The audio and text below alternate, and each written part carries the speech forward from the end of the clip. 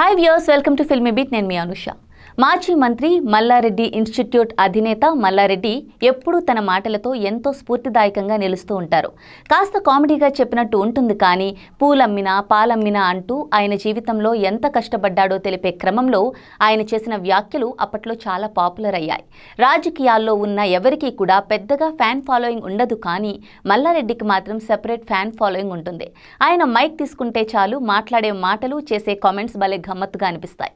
అయితే ఈ మధ్య సినిమాలకు సంబంధించిన ఈవెంట్స్ ని మల్లారెడ్డి కాలేజ్లో నిర్వహిస్తూ వస్తున్నారు. ఇక ఈ క్రమంలో జనాల్లో ఆయనకు ఉన్న ఈ ఫాలోయింగ్ ని సినిమాల్లో వాడుకోవాలని అనుకున్నారట.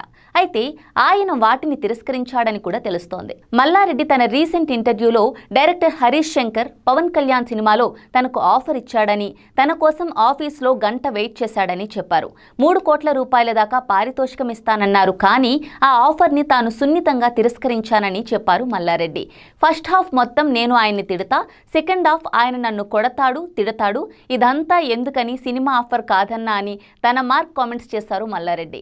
పవన్ కళ్యాణ్తో సినిమా, హరీష్ శంకర్ లాంటి డైరెక్టర్ వచ్చి అడిగితే ఎవరైనా చేస్తారు, కానీ మల్లారెడ్డి మాత్రం అందుకు ఒప్పుకోలేదు. 3 కోట్ల దాకా రెమ్యూనరేషన్ ఇస్తానన్నా కూడా మల్లారెడ్డి సినిమాకు ఒప్పుకోలేదంటే ఆయన డబ్బుకి ఏమాత్రం లొంగడని అర్థమవుతోంది. సో హరీష్ శంకర్ ఉస్తాద్ భగత్ సింగ్ కోసమే మల్లారెడ్డిని కలిసి ఉండవచ్చు.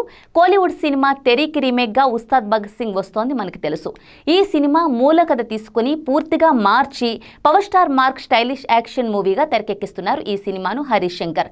ఇక రీసెంట్ గా ఓజీతో సూపర్ హిట్ అందుకున్న పవర్ స్టార్ పవన్ కళ్యాణ్ ఉస్తాద్తో మళ్ళీ ఆ హిట్ మేనియా రిపీట్ చేయాలని చూస్తున్నారు.